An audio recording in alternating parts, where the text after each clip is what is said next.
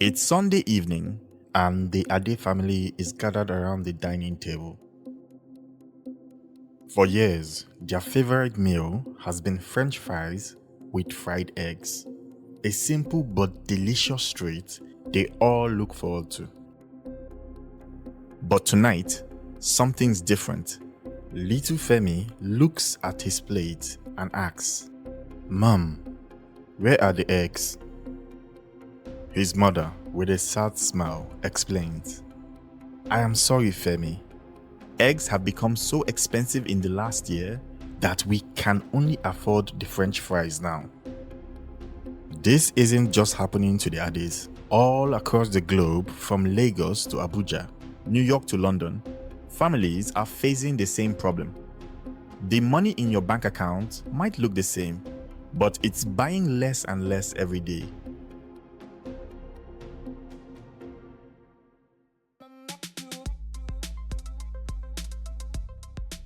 But how is this possible? It's not like someone is secretly taking your money away, right? There's something strange going on here, and it's affecting all of us, from market traders to office workers, from students to business owners. In this video, we're going to uncover the mystery of why your cash seems to be disappearing into thin air. We'll explore what's really happening to your money, and it's not what you think. It's not just because prices are going up, and most importantly, what you can do to protect your hard-earned cash. So, are you ready to find out why a simple meal of French fries and eggs is getting harder to afford? Let's dive in and discover why your money is buying less and less without you even noticing.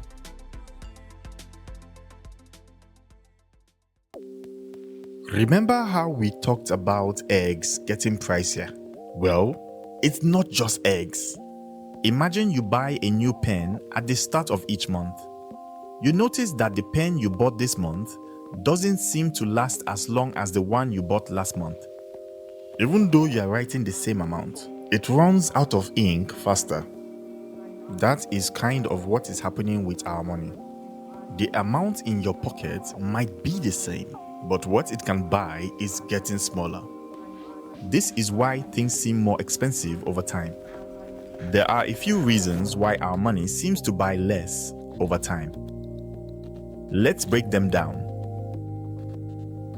First, sometimes there's more money going around in the country. This might sound like a good thing, right? More money for everyone. But it's not that simple.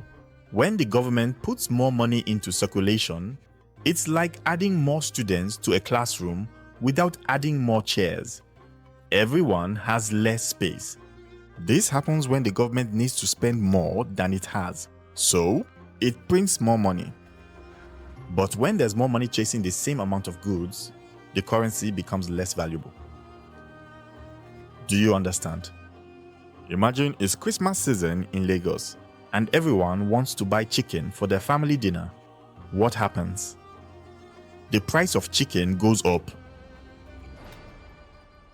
This is because there are suddenly a lot more people wanting to buy chicken than usual, but the number of chickens hasn't increased. Another example is when a new iPhone model comes out. Lots of people want to buy it right away, so the sellers can charge higher prices. This is what happens when there's too much money chasing too few goods. The next reason is that things might cost more to make or bring to the market. Think about the eggs. If the price of chicken feed goes up, or if electricity for the poultry becomes more expensive, they might need to charge more to make ends meet. This happens across all kinds of businesses, big and small. Let's say the cost of electricity goes up significantly. What happens next? Many businesses that rely heavily on electricity, like your neighborhood frozen food shop, must spend more to keep their freezers running. As a result, They might increase the prices of their frozen chicken, turkey, fish, and other items to cover these higher costs. Think about your favorite restaurant. If they're now paying more for electricity to power their fridges, air conditioners, and cooking equipment, they might have to raise the prices on their menu to keep their business running. When the cost of making or selling things increases, the final price we pay also goes up. The next reason money loses value is like a self-fulfilling prophecy. If everyone expects prices to go up, they often do. For example, if workers believe the cost of living will be higher next year, they might ask for a pay raise now. When businesses have to pay higher wages, they often raise their prices to cover the costs. This can create a cycle where prices and wages keep chasing each other higher and higher. If people believe prices will keep going up, they start to act in ways that actually make prices go up. Let's look at a specific example. Imagine DSTV increases its subscription fees because it pays its staff more. Now, DSTV subscribers, feeling the pinch of higher fees, ask their own employers for salary increases. These employers, facing higher wage bills, might then raise the prices of their own products or services. And so, the circle continues. Now, think about landlords.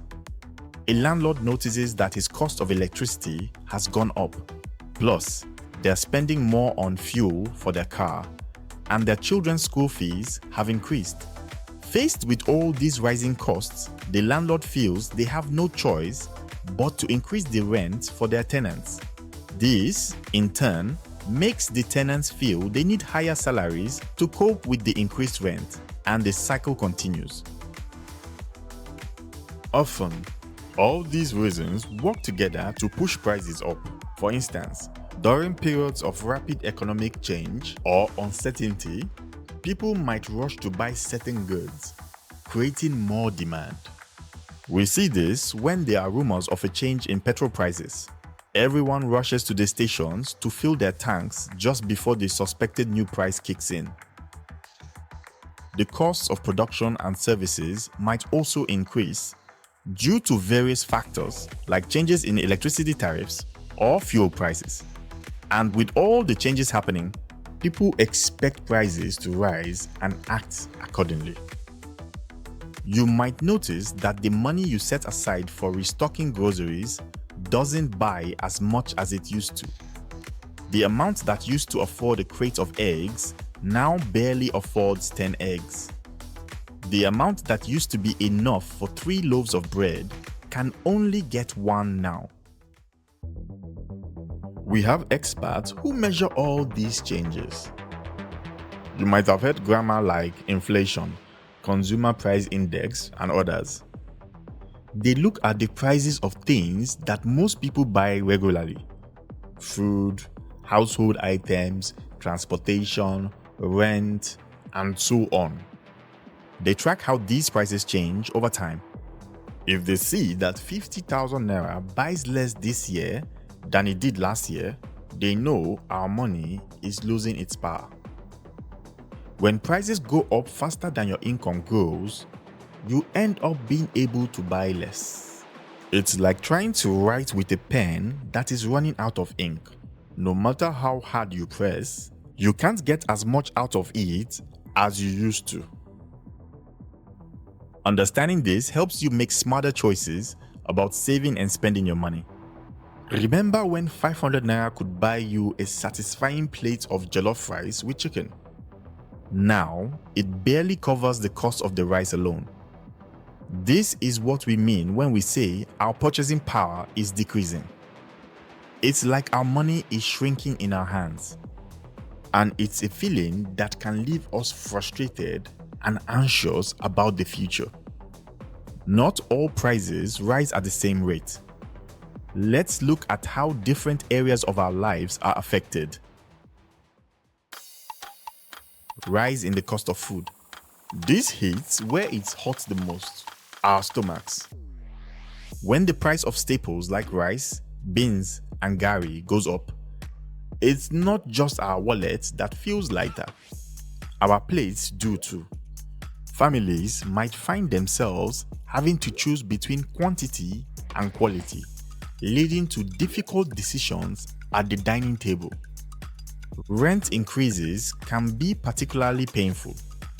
Imagine having to uproot your family and move to a smaller apartment or a less desirable area because you can no longer afford your current home. It's not just about comfort, it's about stability and belonging. As school fees rise, parents may struggle to keep their children in good schools. The heartbreak of having to tell your child they can't continue at their school due to rising costs is a reality for many families. When petrol prices go up, so does the cost of getting around. This doesn't just affect our daily commute. It can limit our ability to visit family, seek job opportunities, or even access healthcare. Remember that wedding you've been saving for, or the business you wanted to start. Rising prices can turn these dreams into moving targets. The money you've carefully set aside might not be enough anymore, leaving you feeling like you're running on a treadmill, expending lots of energy, but not getting any closer to your goal. It's not just about the numbers. It's about the emotional toll of watching your hard-earned savings lose value. The frustration of realizing that the future you planned is slipping away can be devastating. If you have money to invest, rising prices can be both good and bad. Saving money in a bank might not be enough because prices are going up. But investing in things like houses or stocks can help your money grow. However, it's not that simple. When prices keep changing, deciding where to invest becomes harder and riskier. It can be really stressful to try and keep your money safe when the future is uncertain. The effects of rising prices can lead to stress and anxiety about making ends meet. They can make relationships difficult when money problems get worse. They can make you feel hopeless or like you can't control your future. They can make life harder as even simple pleasures become too expensive. Remember when traveling across Africa felt like traveling within a city in terms of cost? Now try it now. Just try it. Try and go somewhere in Africa and see how much it costs you. I'm waiting. Try it. Understanding how rising prices affect us is the first step in taking control of our lives. Let's walk through a typical day in the life of Adebayo, a middle-class man, to see how rising prices quietly eat away at his finances. 6 a.m. Adebayo wakes up and switches on the light. He doesn't think much about it, but his electricity bill has gone up 400% in the last year. Band A. 7 a.m. He makes tea. He is having bread and tea for breakfast. It used to be toast and tea, but egg is too expensive now. The price of milk has increased, and so has bread. His breakfast now costs 300% more than it did last year. 7:30 a.m. Adebayo heads to the bus stop. The fare has increased twice in the past year due to rising fuel costs. He's now paying 200% more for the same journey. At lunch, Adebayo notices the portion of jollof rice he usually buys is smaller, yet the price has slightly increased. He's essentially paying more for less food. 6 p.m. Adebayo stops by the market. He's shocked to find that the ingredients for soup now cost almost twice what they did a few months ago. 8 p.m. As he reviews his budget, Adebayo realizes that despite not changing his lifestyle, he's spending significantly more each month just to maintain the same standard of living. Now, let's talk about Adebayo's savings. He's been diligently putting away 10,000 naira each month, saving for his wedding. After a year, he has 120,000 naira saved. However, with prices rising at 34% per year, the purchasing power of his savings has significantly decreased.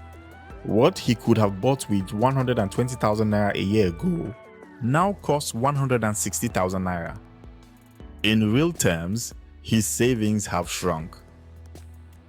This is the silent erosion of cash savings. While the number in the bank stays the same, its real value, what it can actually buy, is slowly but surely decreasing. It's like having a full bucket of water with a small hole in it. You don't notice it at first, but over time, you are left with much less than you thought. This is why simply saving cash isn't enough in a world where prices are constantly rising. You can buy a property with your money. There are lands for 50,000 naira. You don't have to be a millionaire before you start owning real estate. Property values often rise along with other prices. You can sell that 50,000 naira land for 70,000 naira and buy another property. I'm not saying you turn a 50,000 naira land to a 50 million naira land in a few months. No. But you can take numerous little steps to compound that growth. You can also invest in the stock market. When you buy stocks, you're buying a small piece of a company. As the company grows and becomes more valuable, so does your money. If you want guaranteed profit, you can buy bonds. These are like loans you give to companies or the government. They typically pay regular interest, which can help offset rising prices. You can also put your money in mutual funds. These allow you to invest in a mix of stocks and bonds, spreading your risk.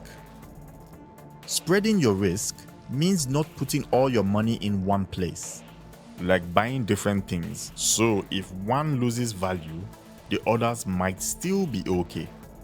Imagine you're going to a party and you're carrying eggs. Would you stack all the eggs in one tall pile? Of course not. You'd spread them out to reduce the risk of dropping them all. By spreading your money across different types of investments, you reduce the risk of losing everything if one investment performs poorly. For example, you might put some money in stocks, some in real estate, and some in savings. This way, if one area struggles, the others might make up for it. Some investments have the potential to grow faster than prices rise. For example, if you buy a property in an area that's improving, its value might increase faster than general prices. Some shares and stocks are expected to grow faster than average. If the company does well, your investment could grow much faster than overall prices. Learning new skills can help you earn more, keeping pace with or outpacing rising prices. You can start a side business. This can provide an additional income stream that you can adjust as prices change. We have been on quite a journey exploring why our money seems to be shrinking and what we can do about it. Let's recap what we've learned. We saw how our money can buy less over time, even if the number in our account stays the same. We explored 3 main reasons. 1. When too many people want the same thing. 2. When things become more expensive to make or sell. 3. When everyone expects prices to keep rising. We followed Adebayo through his day, seeing how rising prices affect everything from his breakfast to his commute and grocery shopping. We uncovered how keeping cash savings can actually make you lose money over time as prices rise. We discussed strategies to protect your money, including investing in stocks, real estate, and bonds. Now it's your turn to act. Here are some things to think about. Look at your daily spending. Are there areas where rising prices are hitting you hard? Can you make any adjustments? If you're keeping all your money in cash, consider if that's the best strategy for your future. Start learning about different investment options. Remember, knowledge is power when it comes to your finances. What do you want to achieve? Whether it's buying a home, starting a business, or securing your retirement, having clear goals can help you choose the right strategies. Remember, protecting your money from rising prices is an ongoing process. It requires attention and adjustment. But with the right strategies, you can secure a better financial future for yourself and your loved ones. Your experiences and insights are valuable, not just to us, but to everyone watching. We want to hear from you. Drop a comment below sharing how rising prices affected your daily life. What strategies have you used to protect your money? What topics would you like us to cover in future videos? If you found this information helpful, give us a thumbs up. It helps others find this important information too. Don't miss out on more tips and explanations. Hit that subscribe button and the notification bell to stay updated. If you know someone who could benefit from this information, share this video with them. Let's help each other navigate these economic challenges. Thank you for watching, and we'll see you in the next video. If you like, smash the like button. Remember to subscribe. Cheers.